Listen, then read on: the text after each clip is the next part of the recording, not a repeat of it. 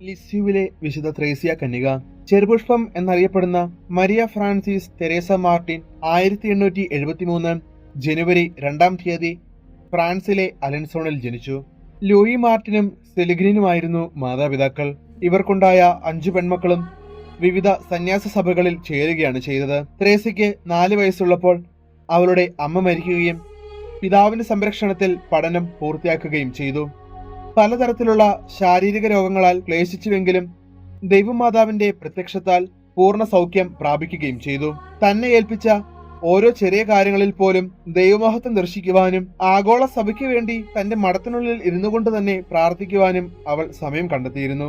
അവളുടെ ജീവചരിത്രവും കത്തുകളുടെ സമാഹാരവും ഇന്ന് പ്രസിദ്ധമായ ഗ്രന്ഥങ്ങളാണ്. ആഗോള മിഷണറിമാരുടെ മധ്യസ്ഥയാണവൾ.